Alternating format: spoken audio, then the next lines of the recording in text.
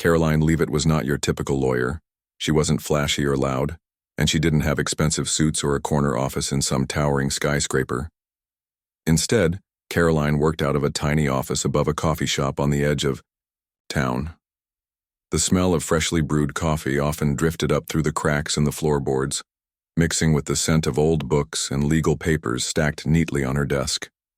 Her workspace might have been modest, but her mind, that was anything. But, from the moment she graduated law school, Karoline had earned a reputation for taking cases no one else wanted to touch. Whether it was defending someone accused of a minor crime they swore they didn't commit, or helping families fight unfair housing policies, Karoline made it her mission to stand up for people who felt like the system had turned its back on them.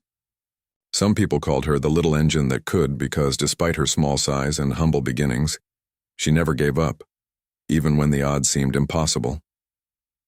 Her clients were usually ordinary folks caught in extraordinary situations: single parents fighting custody battles, elderly tenants trying to keep their homes, or workers wrongfully fired from jobs they relied on to survive. These weren't glamorous cases.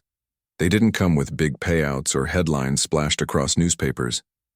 But to Karoline, these cases mattered more than anything else. Each one represented a person's life, a story worth fighting for. One chilly Tuesday morning, as Karoline sipped her second cup of coffee and reviewed files spread across her desk, her phone rang. It was Marcus Dunn, a man whose voice trembled with desperation. He explained that he and his family were facing eviction from the home they'd lived in for over 30 years. According to the city, there was a technicality in the property tax records that allowed them to seize the house. Marcus had spent months trying to resolve the issue himself, visiting government offices, filling out forms, and pleading his case to anyone who would listen. But nothing worked. Now, with nowhere else to turn, he hoped Karoline could help. At first, Karoline hesitated. This wasn't just any case. It involved property law, a notoriously complicated field dominated by high-powered attorneys and massive law firms. How could she, a young solo practitioner with limited resources, possibly go up against such formidable opponents? Still, something about Marcus's voice struck a chord deep within her. Maybe it was the way he spoke about his family, the pride in his tone when he mentioned his grandchildren running around the backyard, or the sadness creeping in when he talked about losing the home where so many memories had been made. Whatever it was, Karoline found herself saying yes before she even realized it. As soon as she agreed to take the case, Karoline dove headfirst into research. She pored over every document Marcus sent her, highlighting key details and jotting down questions in the margins. Late nights became her norm as she scoured legal databases, looking for similar cases and potential loopholes she could exploit. Slowly but surely, a plan began to form in her mind. If she played her cards right, she thought maybe, just maybe, she could find a way to save Marcus's home. But there was one major obstacle standing in her path: Judge Samuel Whitaker. Known throughout the courthouse as both brilliant and brutally honest, Judge Whitaker had a reputation for tearing apart weak arguments with surgical precision. Lawyers whispered stories about how he'd once dismissed an entire case in under 5 minutes because the attorney presenting it hadn't done their homework. To make matters worse, he wasn't exactly known for his patience with newcomers. In fact, many seasoned attorneys avoided appearing in his courtroom if they could help it. Despite the daunting challenge ahead, Karoline refused to let fear get the best of her. She reminded herself why she'd chosen this career in the first place: to give a voice to those who couldn't speak for themselves. And if that meant stepping into Judge Whitaker's courtroom and facing whatever storm awaited her, then so be it. The day of the hearing arrived faster than Karoline expected. As she walked into the courthouse carrying her briefcase and a folder stuffed with notes, she couldn't shake the feeling that everyone was watching her. Maybe it was paranoia, or maybe it was the reality of being the youngest and arguably least experienced person in the room. Either way, she forced herself to hold her head high and focus on the task at hand. Inside the courtroom, the atmosphere was tense. The opposing side, represented by a team from one of the city's top law firms, exuded confidence. Their lead, Attorney, a tall man with perfectly styled hair and an air of superiority, barely glanced in Karoline's direction as he took his seat. Meanwhile, Marcus sat nervously beside her, clutching a worn leather wallet containing photos of his grandchildren. Every now and then, he leaned over to whisper words of encouragement, though his voice betrayed just how scared he truly was. When the judge entered the room, the bailiff called for everyone to rise. Judge Whittaker strode in with an imposing presence, his sharp eyes scanning the room as if sizing up each person before him. His gaze lingered briefly on Karoline, and she felt a chill run down her spine. This was it, the moment she'd been preparing for. Win or lose, she was determined to give it everything she had. As the proceedings began, Karoline stood up to deliver her opening statement. Her hands trembled slightly as she adjusted the microphone, but her voice remained steady. She started by explaining the situation in simple terms, making sure everyone understood exactly what was at stake. Then she launched into her argument, pointing out flaws in the city's interpretation of the tax code and emphasizing how it unfairly targeted vulnerable homeowners like Marcus. For a few moments, everything seemed to be going well. The judge listened intently, nodding occasionally as if considering her points. But then, just as Karoline was hitting her stride, Judge Whittaker interrupted her with a raised eyebrow and a smirk. "You're telling me," he said dryly, leaning back in his chair, "that you think this obscure clause somehow invalidates years of established precedent? Miss Leavitt, do you even know what you're doing here?" The room erupted in muffled laughter, and Karoline felt her face flush red. For a split second, she considered shrinking back into her seat and letting the moment pass. But then she remembered why she was there, not for herself but for Marcus and his family. Taking a deep breath, she looked straight at Judge Whittaker and replied calmly, "Yes, Your Honor, I do, and I believe the law is on our side." It was a bold move, and while it didn't win her any immediate favors with the judge, it marked the beginning of a battle that would test her skills, determination, and courage in ways she never imagined. The courtroom was eerily quiet after Judge Whittaker's sharp remark. Karoline stood frozen for a moment, her cheeks burning as the laughter from the opposing counsel and spectators slowly faded into awkward silence. She had expected the judge to be tough. Everyone warned her about his reputation. But she hadn't anticipated being mocked so openly in front of everyone. For a brief second, doubt crept into her mind. Was this all a mistake? Had she overestimated her abilities? But then something inside her shifted. This wasn't just about her pride or proving herself to the judge. It was about Marcus Dunn, sitting beside her with his shoulders slumped, looking utterly defeated. It was about his grandchildren who would lose the only home they'd ever known if she didn't fight hard enough. And it was about every other person like him who felt powerless against a system that often seemed designed to crush them.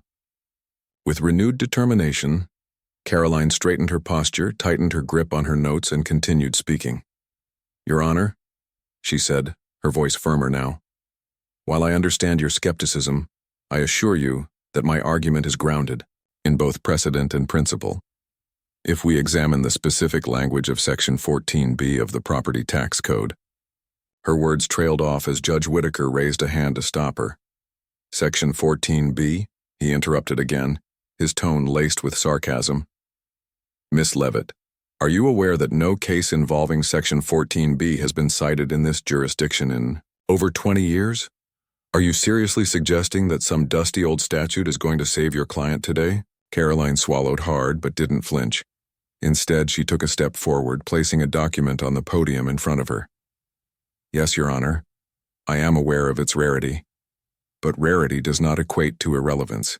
In fact, the lack of recent citations may indicate that the statute has been overlooked rather than invalidated. Let me show you how it applies here." She flipped open her folder and began explaining, point by point, how the language of Section 14B directly contradicted the city's interpretation of the tax code. As she spoke, her confidence grew. She walked the judge through each clause, highlighting key phrases and connecting them to broader legal principles. To anyone listening closely, it became clear that she wasn't just throwing around random facts. She had done her homework, and then some. Still, Judge Whittaker wasn't convinced. He leaned back in his chair, drumming his fingers on the armrest as if bored. Occasionally, he interjected with pointed questions designed to trip her up, but Karoline handled each one with remarkable composure. When he asked her why she thought the legislature would include such an obscure provision in the first place, she responded without hesitation. Because, Your Honor, the drafters understood the importance of protecting property owners from arbitrary actions by local governments. They knew that without safeguards like Section 14b, ordinary citizens could easily fall victim to bureaucratic overreach. That's exactly what happened here. Her opponents, seated across the aisle, exchanged uneasy glances. They had come into the courtroom expecting an easy win. After all, their firm had resources, connections, and decades of experience behind them. How could a rookie attorney possibly compete? Yet, as Karoline pressed on, dismantling their arguments piece by piece, they began to realize they had underestimated her. Every time they tried to counter her points, she came back with a rebuttal that left them scrambling to regroup. By the end of the first day, the mood in the courtroom had shifted dramatically. What started as a lopsided battle now felt more like a genuine contest. Even Judge Whitaker, who had initially dismissed Karoline as out of her depth, seemed intrigued by her tenacity. Though he still peppered her with challenging questions, there was a subtle change in his demeanor, a flicker of curiosity beneath the stern exterior. That evening, as Karoline packed up her files and headed home, she couldn't shake the feeling that she was onto something.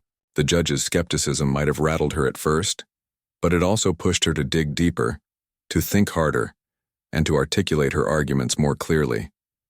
She spent hours reviewing transcripts of similar cases, searching for nuggets of wisdom she could use to strengthen her position.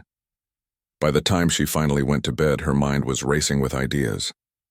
The next morning, the courtroom buzzed with anticipation.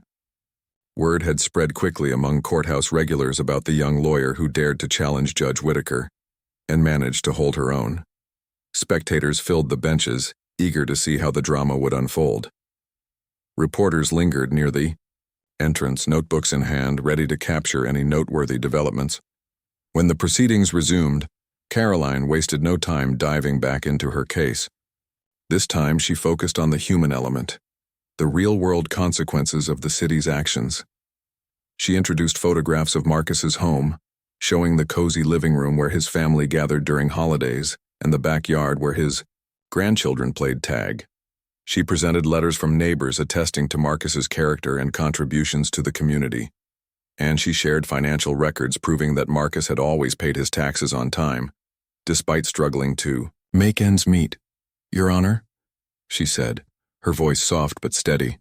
This isn't just about numbers on a page or technicalities in the law. It's about a man who worked hard his entire life, played by the rules, and now faces losing everything because of a clerical error he didn't create. Is that fair? Is that justice? For the first time since the trial began, Judge Whitaker sat perfectly still, his expression unreadable. The opposing counsel tried to object, arguing that emotions shouldn't cloud legal judgment, but the judge waved them off. Let her finish, he said curtly. Encouraged by this small victory, Karoline pressed on. She drew parallels between Marcus's situation and other landmark cases where courts had ruled in favor of fairness over rigid adherence to flawed policies. She quoted judges and legal scholars, weaving together a tapestry of arguments that painted her client's plight as part of a larger struggle for equity and compassion within the legal system. As the day wore on, even the most skeptical observers found themselves leaning forward in their seats, captivated by Karoline's passion and precision. Her opponents, once smug and self-assured, now looked increasingly frustrated. Their attempts to discredit her, evidence fell flat, and their closing remarks lacked the polish they'd displayed earlier in the trial. It was becoming clear that Karoline had turned the tide, not through sheer force, but through careful preparation and unwavering dedication to her cause. By the time the session adjourned, the tension in the room was palpable. Everyone knew the next day would bring the final verdict, and speculation ran rampant about which way Judge Whitaker would rule. Some believed his initial mockery meant he would side with the city, while others thought his growing interest in Karoline's arguments hinted at a different outcome. For Karoline, the evening passed in a blur of nervous energy. She reviewed her notes one last time, rehearsed her closing statement, and tried to calm her racing thoughts.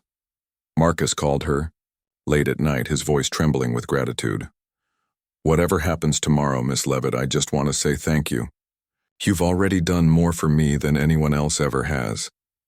Those words stayed with Karoline as she drifted off to sleep. No matter what the judge decided, she realized, she had accomplished something important. She had given Marcus a fighting chance, reminded the courtroom of the humanity behind the laws, and proven, to herself above all, that she belonged there. The final day of the trial dawned bright and clear, but inside the courthouse the air was thick with anticipation. Spectators filed in early, eager to secure a good seat for what promised to be a dramatic conclusion. Reporters huddled near the aisle front, pens poised and cameras ready, while court staff bustled about, ensuring everything was in order. Karoline arrived shortly before proceedings were set to begin, clutching her folder tightly as she took her place at the counsel table. Beside her, Marcus sat quietly, his hands clasped together, eyes fixed on the empty judge's bench. As Judge Whitaker entered the room and called the session to order, Karoline felt a surge of adrenaline. She knew this was it, the moment that would define not only the outcome of the case but also her reputation as an attorney. Taking a deep breath, she stood up to deliver her closing argument, determined to leave no stone unturned. "Your Honor," she began, her voice steady despite the weight of the occasion. "Over the past 2 days we've discussed laws, statutes, and technicalities. But today, I want to remind us all why those things exist in the first place, to serve justice, fairness, and humanity." She paused, letting her words sink in before continuing. "Marcus Dunn is not just a name on a piece of paper or a line item in a tax ledger. He is a father, a grandfather, and a member of this community who has worked tirelessly to provide for his family. This home isn't just 4 walls and a roof. It's where his children grew up, where birthdays were celebrated, and where memories were made. It represents decades of hard work, sacrifice, and love." Karoline gestured toward the photographs she had submitted into evidence, images of Marcus's modest yet welcoming house surrounded by flower beds and a swing set in the backyard. To take this away from him because of a clerical error he didn't cause isn't just unfair. It's unjust. And if we allow such injustice to stand unchecked, then what does that say about our system? What does it say about us? Her opponents shifted uncomfortably in their seats, sensing the tide turning against them. The lead attorney scribbled something on a notepad, whispering urgently to his team, but none of them dared interrupt Karoline now. She had captured the room's full attention, her passion resonating with everyone present. Turning back to Judge Whitaker, she said, "Let me be clear, this isn't about rewriting the rules or ignoring precedent. It's about interpreting the law in a way that honors its original intent, to protect people like Marcus from arbitrary actions by powerful institutions. Section 14B exists for precisely this reason, to safeguard property owners when the system fails them. To dismiss it as irrelevant would be to disregard the very principles upon which our legal system was built." With each sentence, Karoline grew more confident, her delivery smooth and compelling. She cited examples from landmark cases where courts had prioritized equity over rigid adherence to flawed policies. She highlighted how other jurisdictions had ruled in favor of homeowners facing similar challenges, emphasizing that fairness should always outweigh bureaucracy. Judge Whitaker listened intently, his expression unreadable. Gone was the smirk that had greeted Karoline on the first day. Instead, his brow furrowed in concentration as he absorbed every word she said. Occasionally, he jotted down notes, nodding slightly as if acknowledging the strength of her arguments. When Karoline finally concluded her remarks, the courtroom remained silent for several seconds, a testament to the impact of her speech. Then slowly, Judge Whitaker leaned forward, resting his elbows on the bench. For a moment he simply stared at her, his piercing gaze assessing her as if seeing her for the first time. "You've certainly given me a lot to think about, Miss Leavitt," he said, his tone measured but without the sharp edge it had carried earlier in the trial. "I must admit your interpretation of Section 14B is intriguing. Not many attorneys would have thought to dig so deeply into such an obscure provision." Karoline nodded respectfully, though her heart raced. Was he actually considering siding with her? Or was this just another test to see how she'd respond? Before she could dwell on it further, the opposing counsel rose to deliver their rebuttal. They launched into a polished closing statement, reiterating their claims about the necessity of enforcing tax codes uniformly and warning of the dangers of creating exceptions based on individual circumstances. But their arguments lacked the emotional resonance of Karoline's presentation. Where she had painted a vivid picture of Marcus's life and struggles, they offered dry statistics and abstract principles. Even their attempts to undermine her reliance on Section 14B fell flat, as Karoline had already anticipated, and addressed those critiques during her own argument. As the opposing counsel wrapped up, Judge Whitaker thanked both sides for their efforts and announced that he would render his decision momentarily. The courtroom held its collective breath as he flipped through his notes, occasionally glancing up at Karoline and the opposing team. After what felt like an eternity, he cleared his throat and spoke. "This has been a challenging case," he began, his voice carrying a hint of reflection. "On one hand, we have a city government acting within its authority to enforce tax regulations. On the other, we have a homeowner who appears to have done nothing wrong, yet stands to lose everything due to circumstances beyond his control." He paused, looking directly at Karoline. "Miss Leavitt, you've presented a compelling argument. While I initially doubted the relevance of Section 14B, your thorough analysis has convinced me otherwise. The legislature included this provision for a reason, to prevent exactly the kind of injustice we're witnessing here today." A murmur rippled through the courtroom as spectators exchanged astonished glances.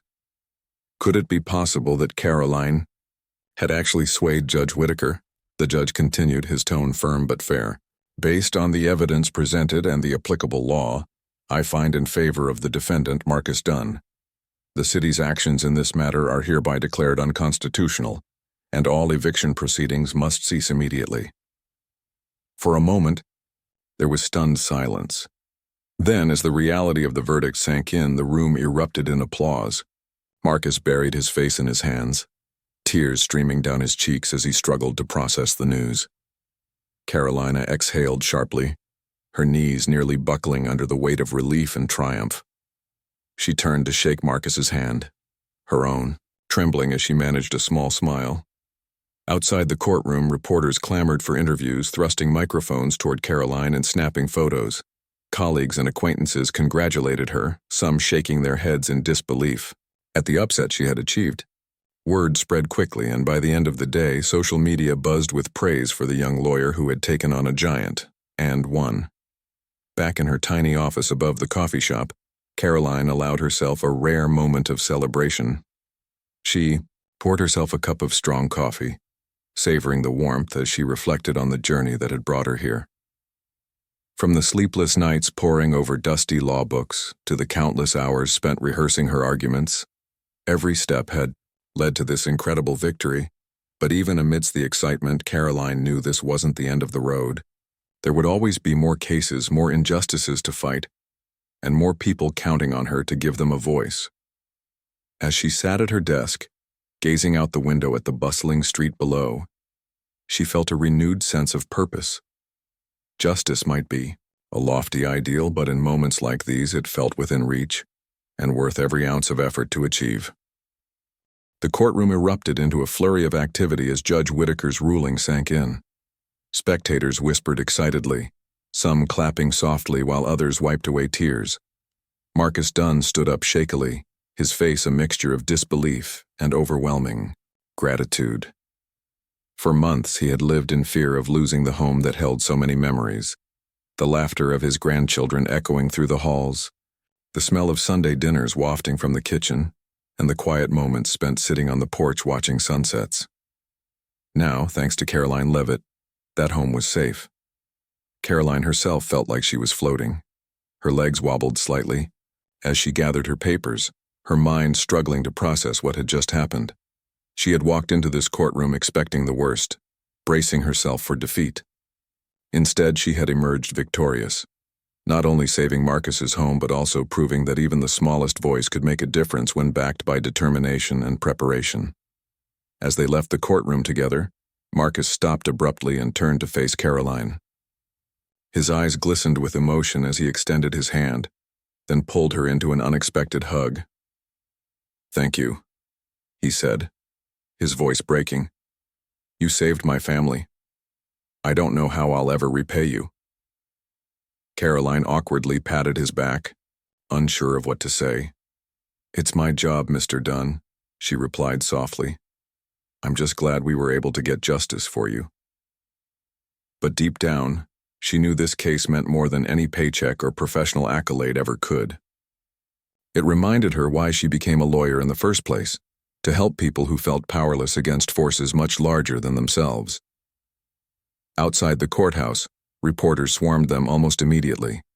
Cameras flashed, microphones were thrust forward, and questions came rapid fire. How does it feel to win such a high-profile case? What made you decide to take on this fight? Do you think this ruling will set a precedent for similar cases in the future? Karoline blinked against the glare of the lights, momentarily overwhelmed. This level of attention was entirely new to her. Back in her modest office above the coffee shop, she rarely interacted with anyone outside her clients and the occasional colleague. Now she found herself at the center of a media storm. Taking a deep breath, she stepped forward to address the crowd. "This wasn't about me," she began, her tone calm but resolute. "It was about Marcus Dunn and his family, and every other person out there who feels like the system is stacked against them. Today's victory shows that no matter how daunting the odds may seem, fairness can still prevail if we're willing to stand up and fight for it." Her words resonated deeply, earning nods of approval from bystanders and journalists alike. One reporter shouted, "But how did you manage to convince Judge Whitaker? Everyone knows he doesn't suffer fools lightly." The question drew a ripple of laughter from the crowd, but Karoline smiled knowingly. "Judge Whitaker is a brilliant jurist," she answered diplomatically. "He challenged me every step of the way, and honestly, that pushed me to work harder and dig deeper. In the end, I believe he ruled based on the merits of the case and the law, not because of anything I did personally. This outcome belongs to everyone who believes in justice." Her humility only added to the growing admiration surrounding her. By the time she finished speaking, social media platforms were already ablaze with praise for the young attorney who had taken on one of the city's most prestigious law firms and won.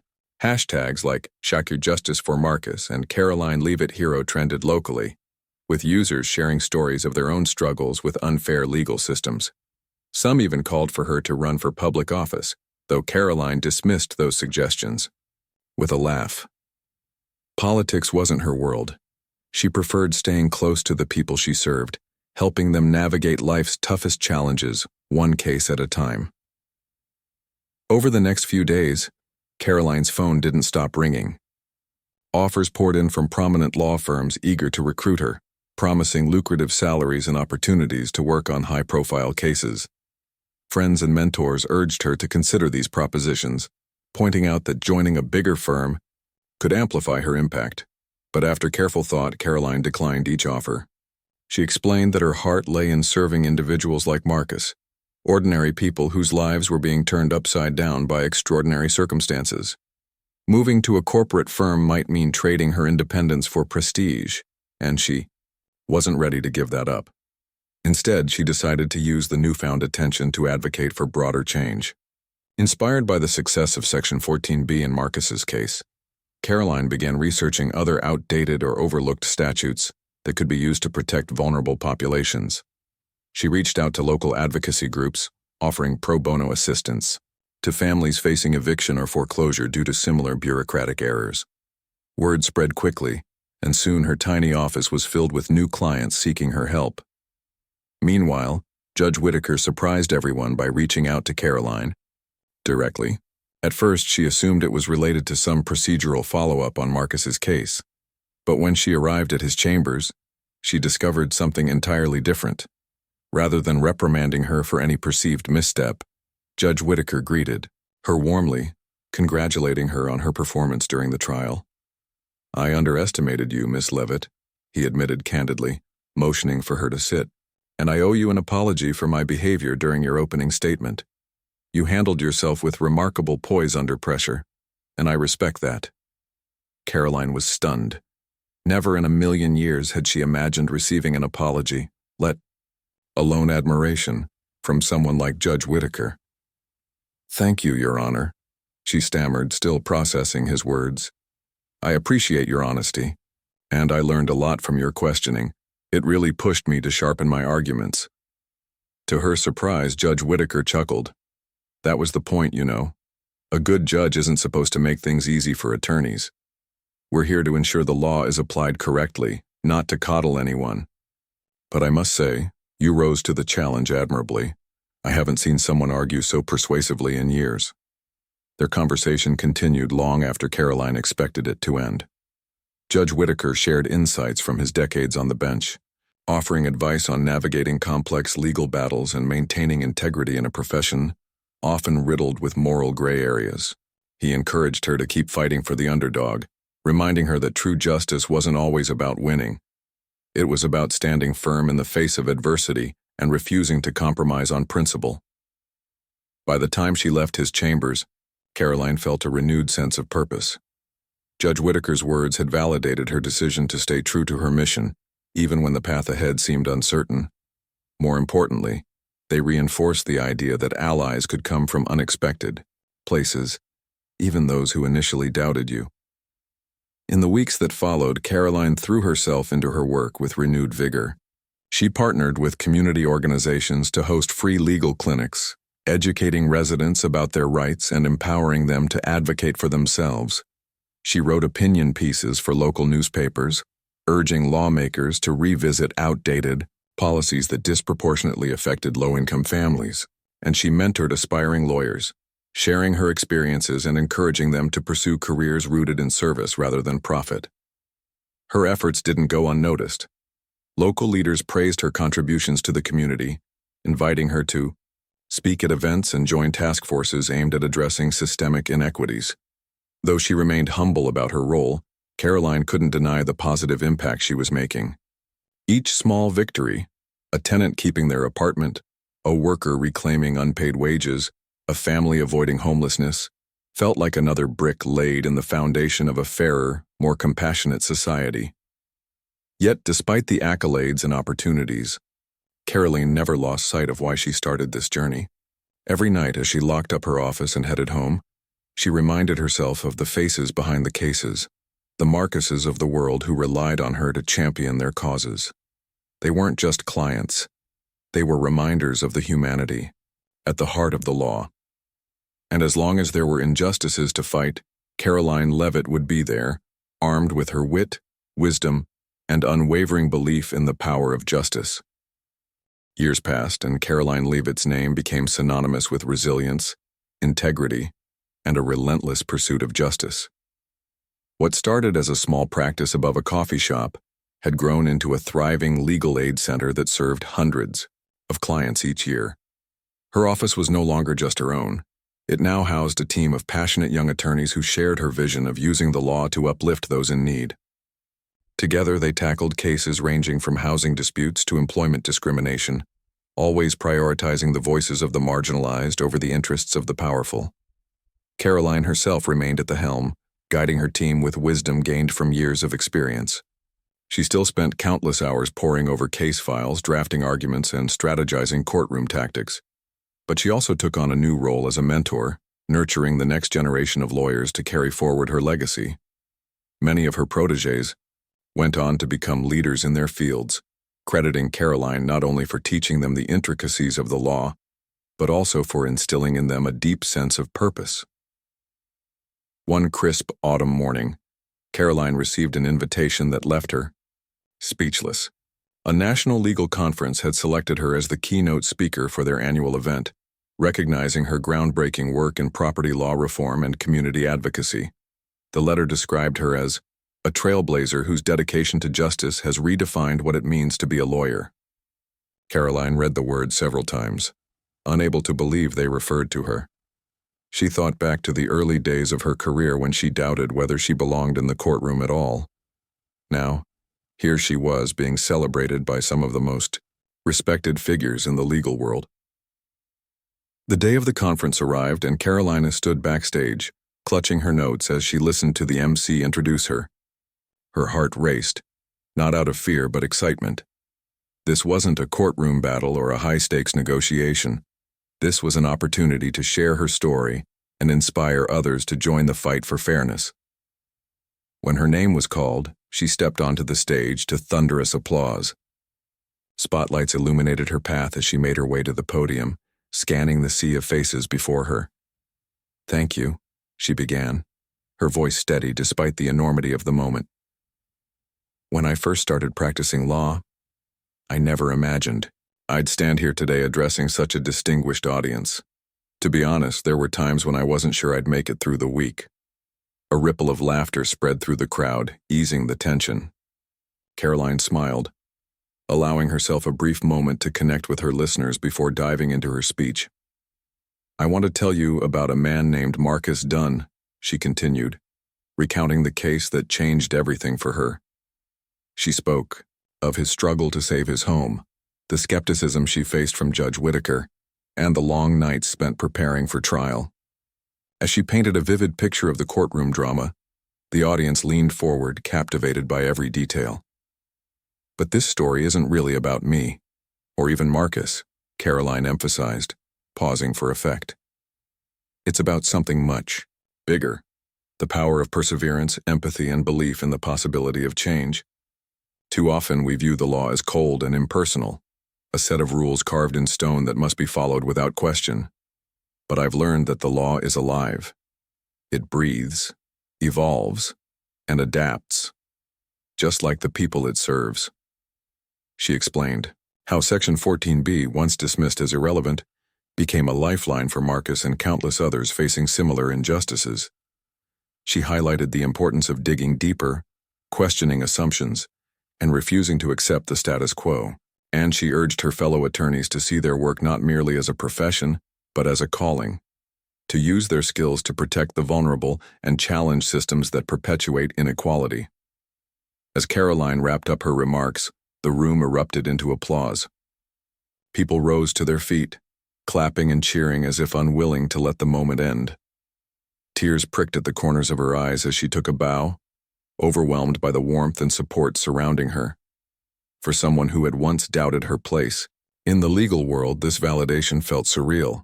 After the conference, invitations flooded in from universities, nonprofits, and government agencies eager to collaborate with Karoline. Some asked her to teach seminars, while others sought her expertise in crafting policy reforms. She accepted as many offers as her schedule allowed, determined to maximize her impact. Yet, no matter how busy she became, she never lost touch with her roots. Every Friday afternoon, she returned to her original office above the coffee shop to meet with clients personally.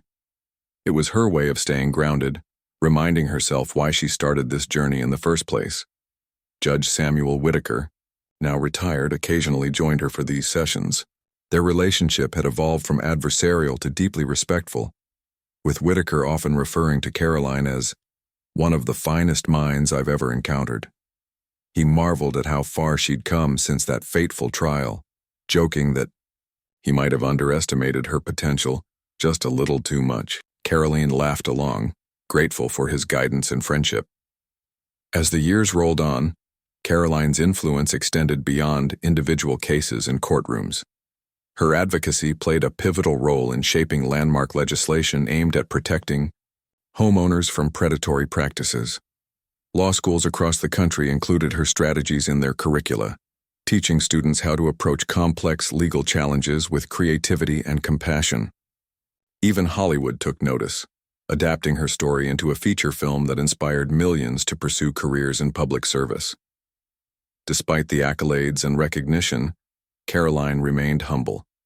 She often reminded herself, and anyone willing to, listen, that true success wasn't measured by awards or titles but by the lives touched along the way. Whether it was helping a single mother keep custody of her children or ensuring a senior citizen could stay in their longtime home, every victory mattered equally in her eyes. On quiet evenings, Karoline would sit by her window, sipping tea and reflecting on her journey. She thought about Marcus Dunn, whose courage had sparked her transformation from an underdog attorney to a champion of justice. She thought about Judge Whitaker, whose tough love had pushed her to grow. And she thought about the countless individuals who had trusted her to stand beside them in their darkest moments.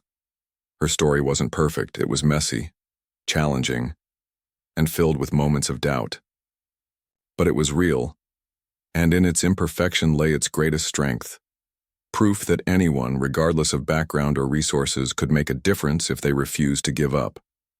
As she looked toward the future, Karoline knew there would always be more battles to fight and more injustices to confront.